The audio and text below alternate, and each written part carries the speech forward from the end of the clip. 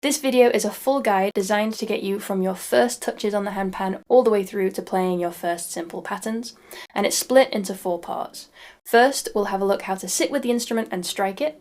Then we'll look at some simple stretches and warm-ups to make sure that you're playing safely. Then we'll have a look at an actual warm-up drill on the instrument itself. And finally, I'll teach you 2 simple patterns that you can learn today. So let's jump right in. In general, you want your pan to be, well, kind of at this height. This is a really good height for me. I've got it on my lap, and when I play, I can have my arm pretty much parallel to the ground. Usually, my elbows tend to drop a little bit. But what's most important is that you can comfortably get your wrist high above the pan. So I've got plenty of space here between my hand and the pan itself when I play, right? There's loads of room there, there's like a hand's width. And I can then just flop my hand really gently onto the pan. It's not like a real effort to strike from here. So often I see a lot of beginners playing from really down low. This is going to cause a lot of tension over time. So try to avoid this and just lift it a little bit so that you can relax. Now when you lift, be careful not to lift from here, from the shoulder, because that's where you're going to bring in a lot of tension and a lot of pain down the line. So it's lifting the elbow, and it might feel a little bit strange at first when you play. But this is just about building up some of those new muscles if you haven't played an instrument before. But you do generally want to be quite relaxed. Notice as well that my spine is nice and straight. I'm not laying back in my seats like this. I'm not leaning really far forward either. So if you're somebody who plays with a stand, I don't have a stand. This is a standing stand, so I can't demonstrate, but try to get your handpan at a comfortable height, not too low down that you have to lean over, and not too far away that you have to lean forward to reach it. So ideally, a stand where you can actually get your legs around it would be great, so that you can bring the handpan as close towards your body as possible. Now a little gap is actually pretty good. It's a good thing because it means that you can stretch your hands out a little bit more, so you've got a really nice, comfortable shape with your arms. Obviously when you play it on your lap, sometimes things can get a little bit woohoo, chicken wing over down here, but if you've got a tiny bit of distance, not loads, just a little bit of distance, if you're playing with a stand, then you've got a bit more openness, which is really good because it gives you more room to get that flow. And speaking of openness and flow, you might also notice when I play that my pan is not completely level, and it's definitely not tipped towards me. So when I'm playing, I actually have my pan kind of angled slightly away from me. It's like sloping away. Kind of like if you were playing djembe or something like this. And what this does is it opens these notes below, these notes closer to your body. So if I'm angling the pan like this, it's really difficult to reach these notes, and I have to kind of contort in some strange shapes. And I have to bend my wrist in an unnatural way. But if I just angle it ever so slightly this way, not so much that it's going to slip from my lap or from my stand, but just ever so slightly, so that I can open up this space and I've got all of this room to play. It means you can avoid all of these horrible twisted shapes, right? You can keep that wrist nice and raised. I also recommend that you regularly check in with your body as you play. Check in with your shoulders, check in with your feet. Now I often find when I'm playing that I completely forget about my feet, because I mean, why would I be thinking about my feet when I'm playing handpan? I'm thinking about my hands, right? But sometimes I'll be playing and playing and playing, and suddenly, like, I'll notice that my toes are really clenched because I'm practicing something really intensely or whatever. So just having a little bit of body awareness is really important to make sure you're checking in with wherever there is tension. So I recommend that you just take a moment before you play to make sure that everything is aligned where it should be, that you've loosened any kind of creaks, any tension spots, and you're ready to go. Warming up is also incredibly important. So before I play, and I have to, especially in this weather in the winter, it's winter now in the UK, my hands get really cold really easily. In fact, they're quite cold now. So I like to give them a wiggle, I like to give them a rotate. And my favourite thing to do is to just shake it out, because it really loosens everything up. And sometimes I find if I'm practicing something and I just can't get it, if I step back and spend 2 minutes just having a little shake, having a little roll out, when I come back, suddenly it feels so much easier. So warming up is really important. Give your fingers a little bit of a massage to get the blood pumping there, your hands too. It's really important to give your hands and your arms as well lots of love again. Really wake it up and get everything moving. Especially if you're noticing that you're not playing in the way that you like. If you know, yesterday you could play something really, really well and today you arrive and suddenly you can't do it. Oftentimes it's not a problem up here, it's a problem down here. Your brain knows exactly what to do, but your body's just not quite doing it. And the reason could be that you're not warmed up. So, you know, whatever little exercises you like to do to get things moving, really important. So the strike itself then, you can use when you begin any finger that feels comfortable for you. When I started, played a lot with my thumb and a lot with my middle finger. I still do. I also play a lot with my pointer finger, and I'm starting to use my ring finger a lot more now as well. Different teachers have different approaches. For me, it depends on context. It depends on what I'm playing.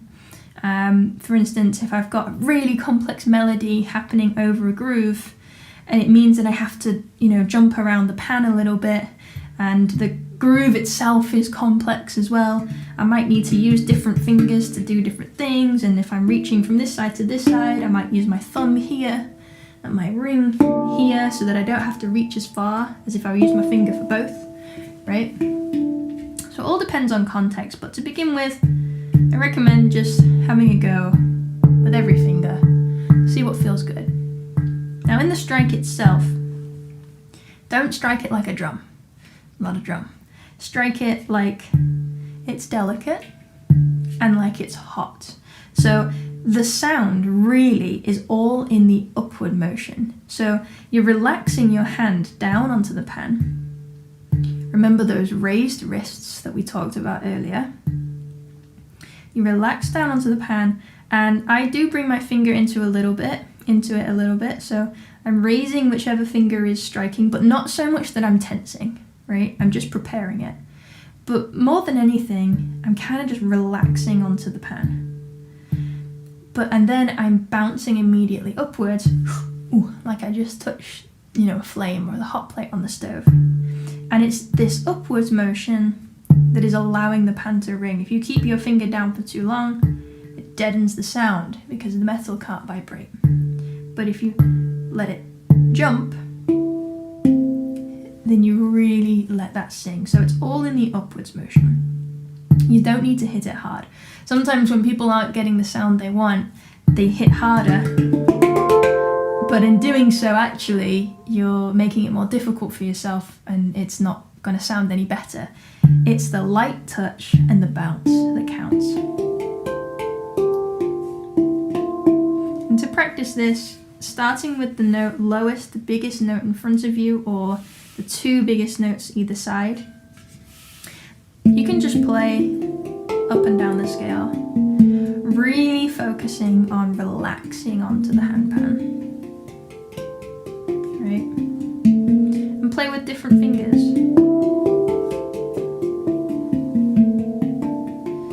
My middle, my ring, my pinky. Yeah, sometimes using fingers you're not used to really forces you to check in with your wrist and your hand motion, which is a good thing. You need to use the wrist and your hand to kind of help your fingers out a little bit. So it's not just your fingers relying on doing all of the work, because if you rely on your fingers, they'll get tired really quickly, right? So bringing the wrist and the hand into it too, just to even out and to spread out the workload a little bit.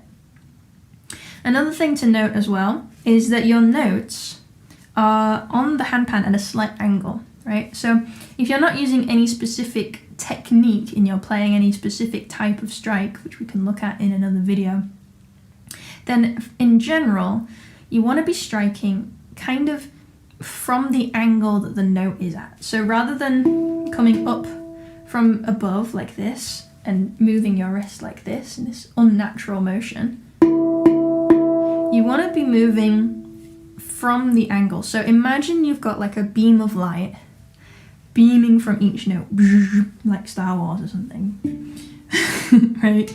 And it's all, I don't know, in my brain they're all different colours because they're all different notes. And it looks really pretty, actually. Anyway, so when you strike, you want your hand to remain in that beam of light. Don't break it by going up like this. Stay in that beam, right? And your bounce wants to be in that direction too. That's the general aim. And that's how you're going to get the purest tone. I also use a very, very small surface area of my finger. I like to use the very tip. And I strike right here where the tone field starts to curve in to the dimple. I'm not playing in the dimple, not playing right on the outside. We can do those things to achieve different textures and sounds, which again we can look at another time. But for the most part, you want to be aiming for that sweet spot. Every handpan is different, but my sweet spot in all my instruments, I think, pretty much, is just here as it starts to curve down into the dimple.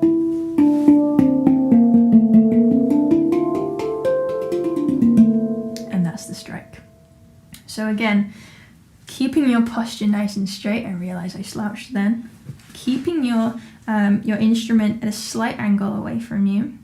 Striking at the angle that the note rests in general until you start to change your techniques a little bit. And keep your wrist raised so that you can relax onto the pan.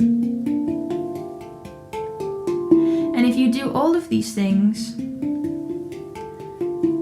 then by the very nature of what you're doing, you can flow really gently and with ease. So I recommend just trying different scales, different ways of practicing your scales with both hands. Maybe you can try doubles. I have got a video on my channel of practicing scales, so I recommend you check that out if you want to find new scale variations, threes, and so on and so forth. And again, as you do all of these things, check in with what your body is doing. Is there any tension anywhere in your feet, in your toes, in your shoulders, in your neck, in your hands? If you find that tension, slow your playing down, breathe, and then slowly build it back up again. Sometimes as we start to get quicker, we start to get tense, but actually what you want to aim for is getting looser as you get faster, because that's how you gain speed. So those are the very, very basics of striking your notes. We also have other sounds that we can explore. We've got slaps, right?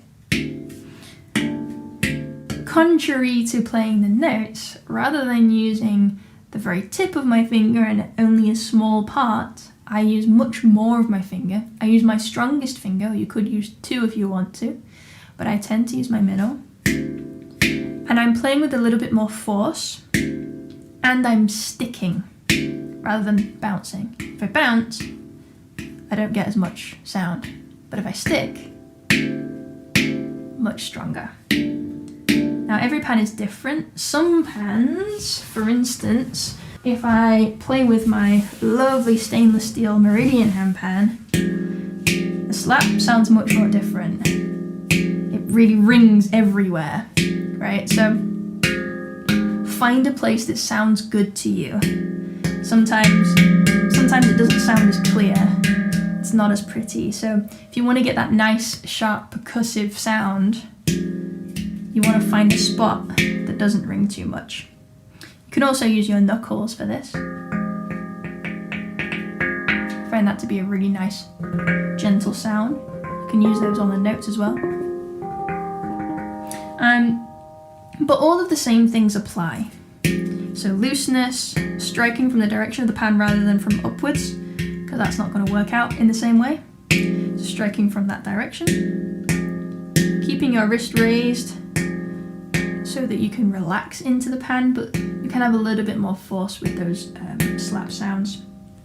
Checking in with your body, making sure your pan is angled correctly.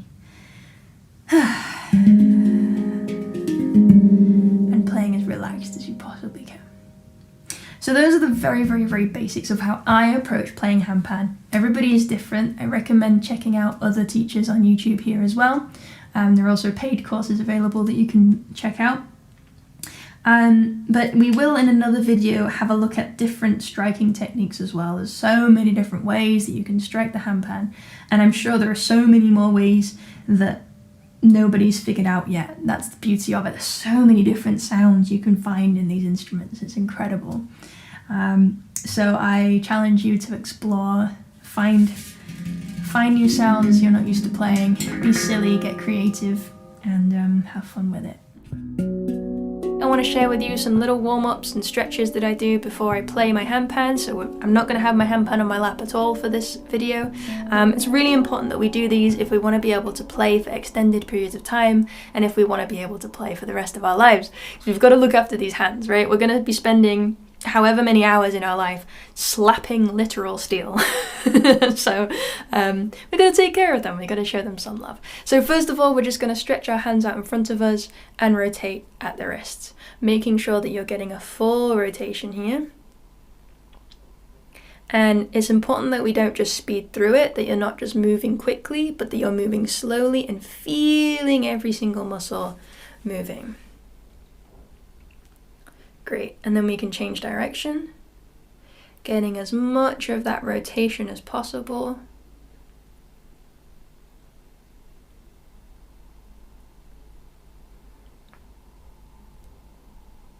Nice, and then we'll just shake that out. And then next, arms back and front again, and we're just gonna stretch our fingers like so, witchy fingers, not like this. We're not here for speed. We're here for stretch, really getting the full length of the fingers here, getting them as wide as you can get them, getting them as long as you can get them. Feeling the full kind of motion, the full range of movement that you've got available to you here. And you should already be feeling this, because we're keeping our hands up and we're stretching, and we're getting everything moving. You should be feeling warm already. And let's shake that out. Lovely, lovely. This time, closed fists, thumbs on the outside, and we're just gonna flick. Again, this is getting the blood pumping, getting everything nice and warm. If you're ever in the middle of a practice session and you find yourself struggling, you can't get the speed that you want, you can't get the cleanliness that you want, just stop, shake it out, do something like this, get the blood flowing again. I often find that it's because I've gotten stiff.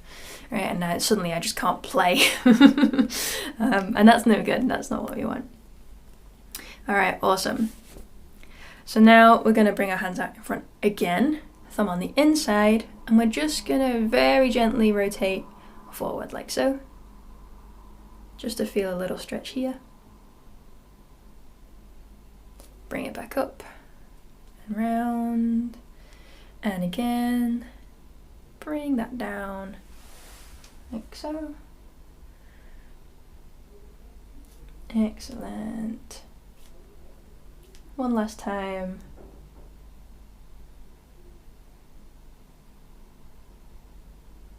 Great.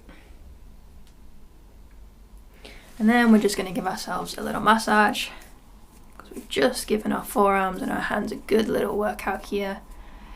So again, really getting everything moving, getting right into the palm of your hand.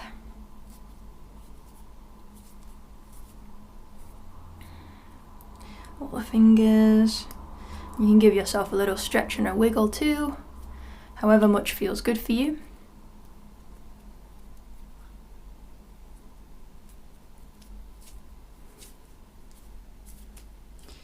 Lovely. Smoothing out all of those muscles, getting right in there, again as much as feels good, and the other hand too.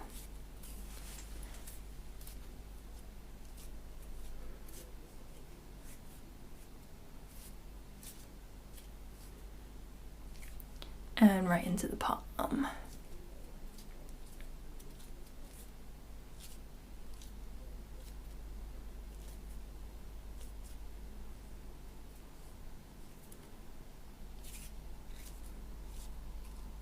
My camera just shut off for a second there, but that's okay. Okay, so the final hand stretches, we're going to bring one hand forward and with the other, very gently, just pull back. And then let it go, have a little rotate, same hand again, very gently, pull back, 3, 2, 1, rotate.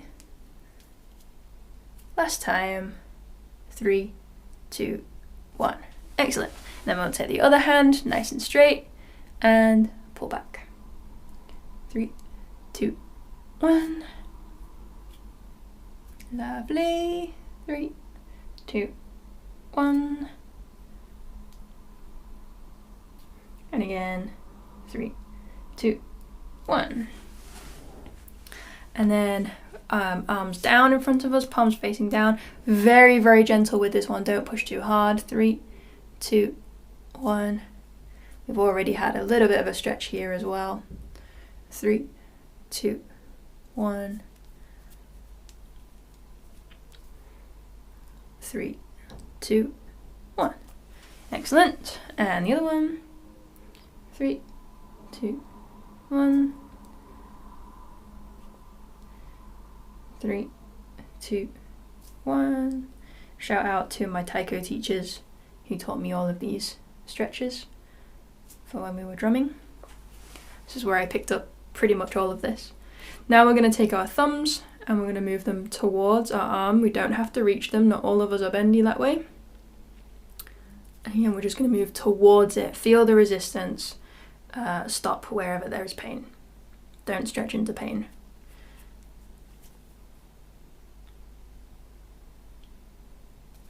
Excellent. And the last one, bringing the thumbs towards the wrist, arm, whatever.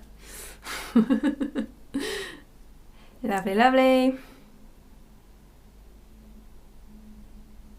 Okay, great. And then we shake it all out. Shake from the shoulder as well. Really letting everything go, all the tension go. Everything moving. This is going to give us the best starting point for when we're practicing new things. We're going to get nice and loose. Alright, lovely. Okay, so that's the hands, but we do have a body, a full body as well. So it's very important that we warm up the rest of it. So we're just going to drop our chins towards our chest. Feel a nice stretch down the top of the spine, the back of the neck. And rest here for a moment.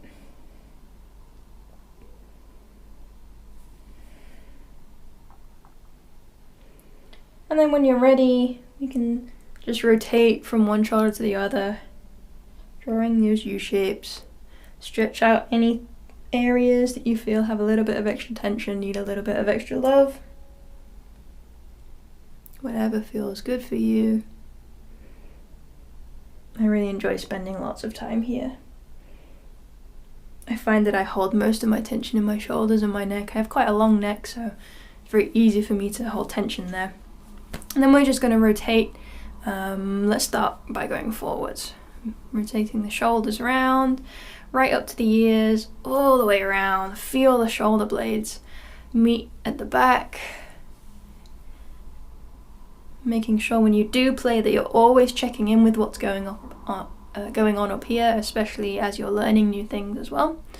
When we get stuck in the thinky part and not in the feely part, that's often where we start to build tension. Alright, and the other way, really opening the chest. We want to keep the chest open as much as possible when we're playing, so we've got a nice open form. Try not to close up or hunch over your handpan when you play. This is what's going to give you the potential for injury in the long term, aches and pains. Alright, lovely. And then we're going to bring it down to the waist, and we're just going to rotate here from the hips in our chair. You can move forward in your seat so that you can get further back. And of course you could do this standing as well if you wanted to, so that you can get the full benefit, the full rotation. And the other way.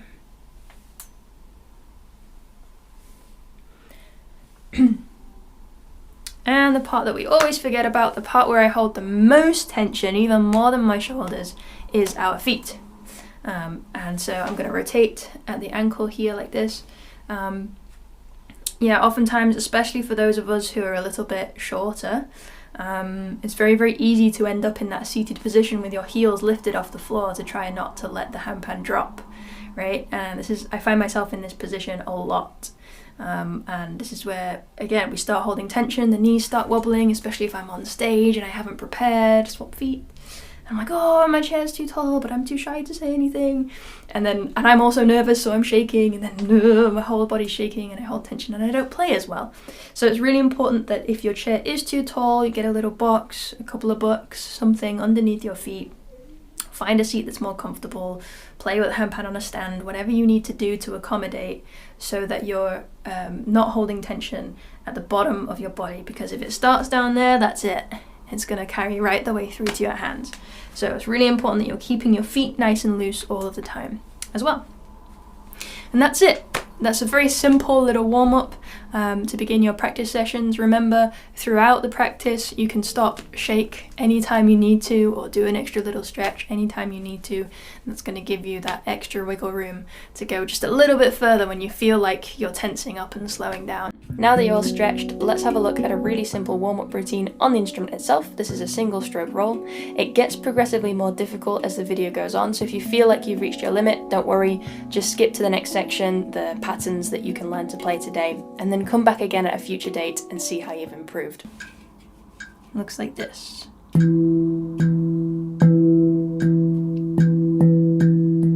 Striking with my index, and then switching to my non-dominant hand.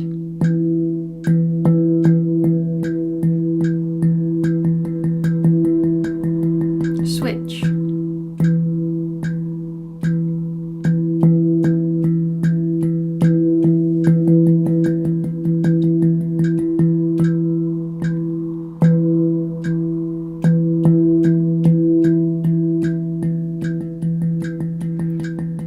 Middle finger.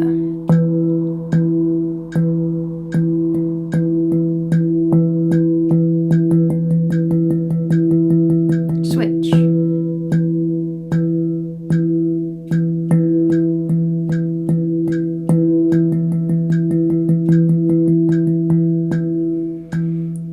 Make sure to breathe.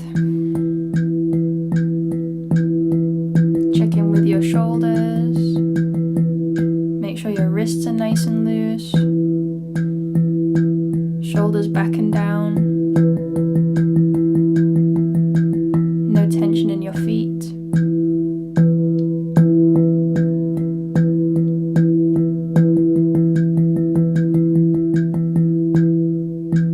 Switching every time.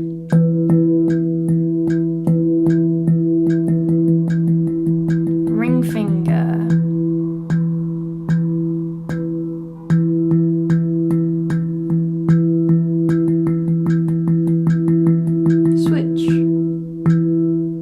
Attention to how you have to rotate in order to get the same power.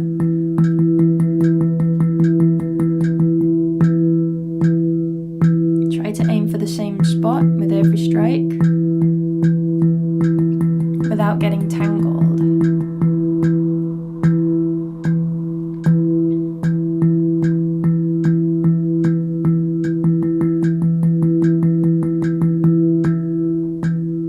Keeping all of the other fingers nice and loose.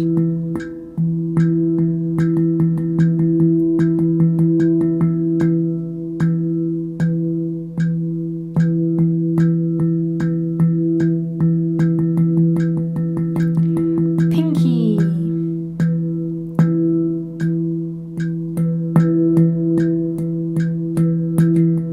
You might find you have less control here.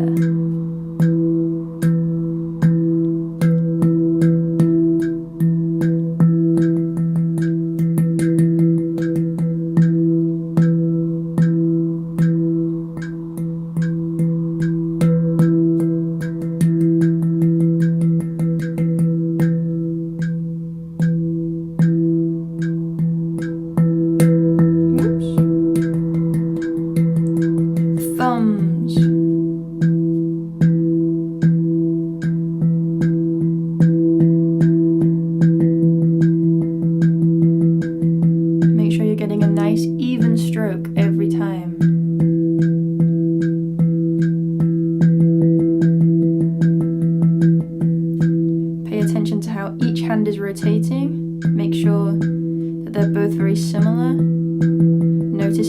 tension in one hand. See how you can adjust to make that feel more comfortable.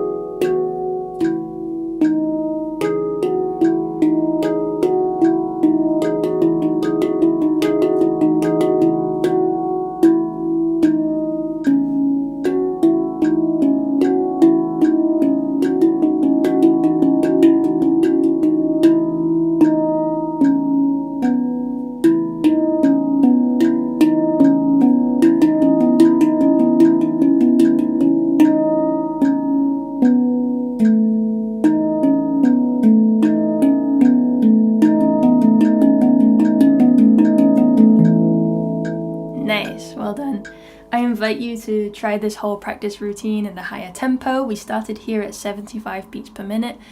See if you can speed that up and challenge yourself a little bit. Otherwise, enjoy the rest of your practice. Two beginner patterns for the Amara or Celtic scale, one that will get you playing straight away and another that will give you a little bit more of a challenge.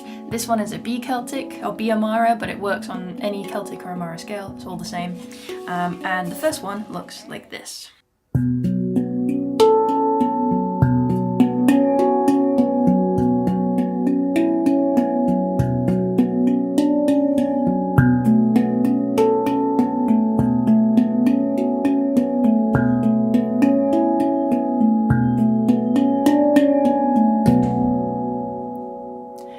its most simplest form, here's the pattern that we'll start with.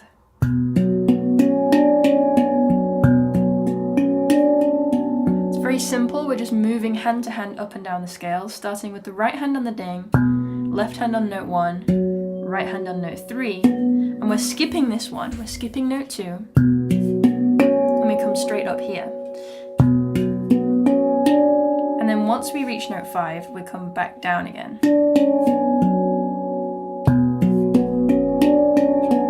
Always skipping this note. And the reason that we're skipping this note is because on the next round through, we'll be skipping note 1 and starting on note 2 instead.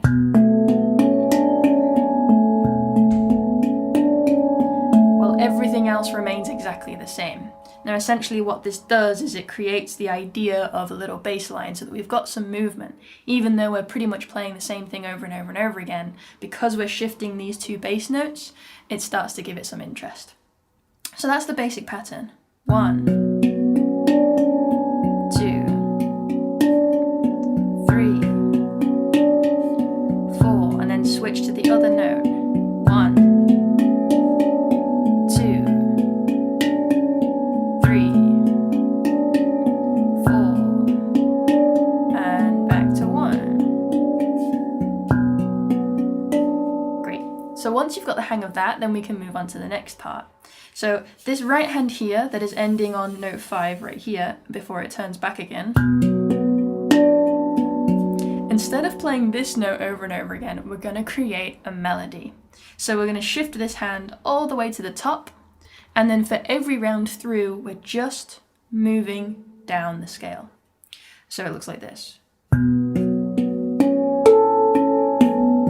Right? Everything else looks exactly the same. Instead of going here, we're going here. And then back down. Right? And so every time round, we're going to move down the scale. So it looks like this. 1, 2,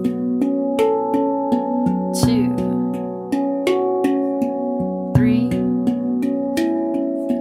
4, and then shift to the other bass note. 1, 2, 3, 4, and back down. 1, 2, 3, 4, and shift. 1, 2, 3, 4. So once you've got this idea, you can play that over and over again. You can start with the simple version and then introduce the melody after, right? This sounds nice anyway. Oops.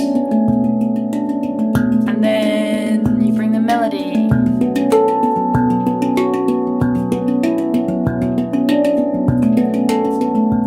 Right, you don't have to play it that fast. I don't think it sounds as nice that fast. I think it's much nicer slower.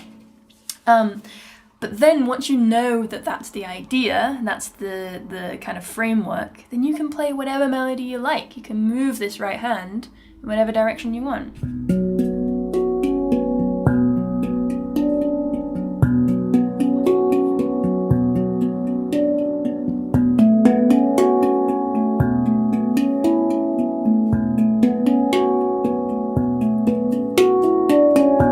Right, and you can vary from that.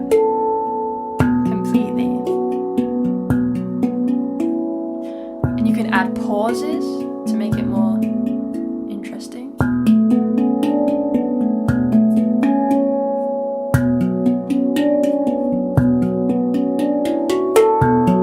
I'll move all the way up one time.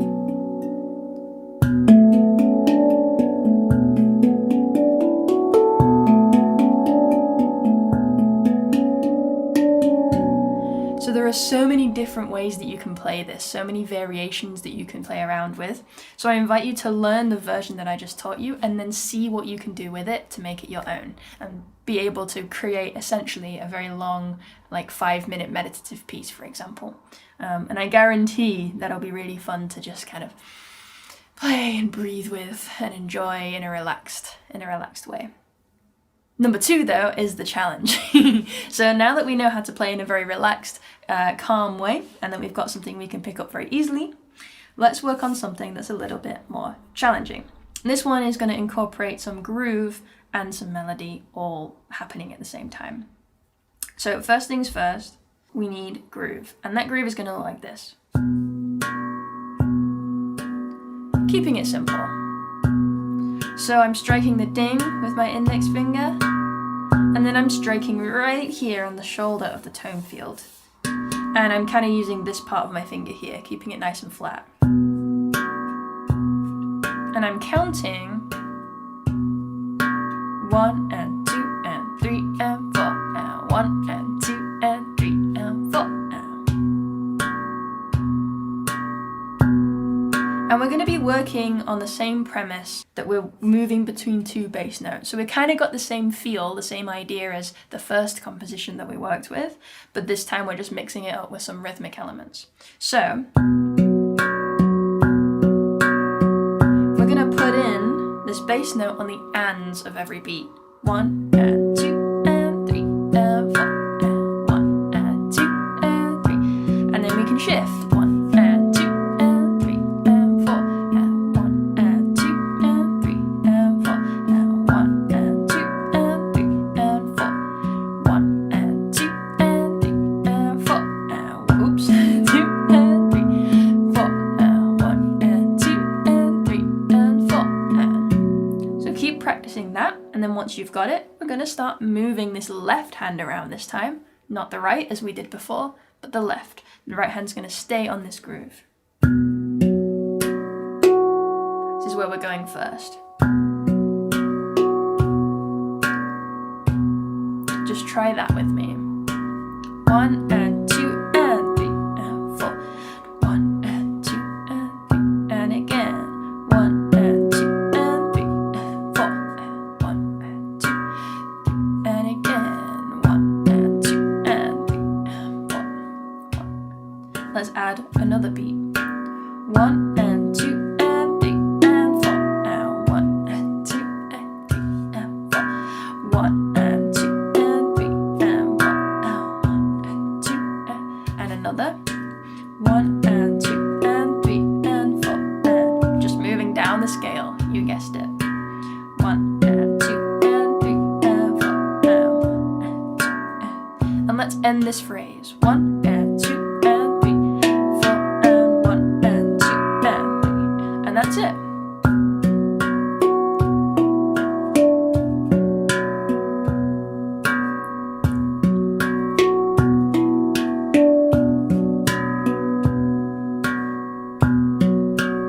And we can do the same thing on the other bass note.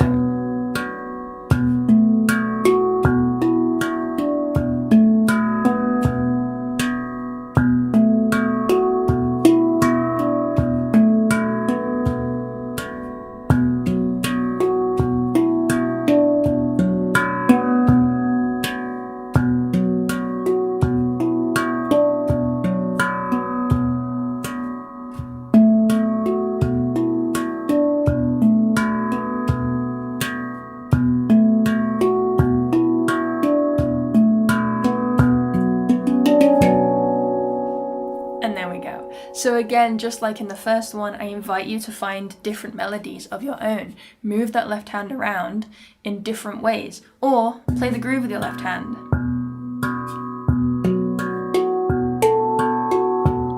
Right, and do something different with the right. So keeping the same framework, but just moving in different shapes, you can create your own compositions with this. I hope you've enjoyed this video. The next step is figuring out your first simple groove, and this one is going to show you how to do that. So I hope to see you over there.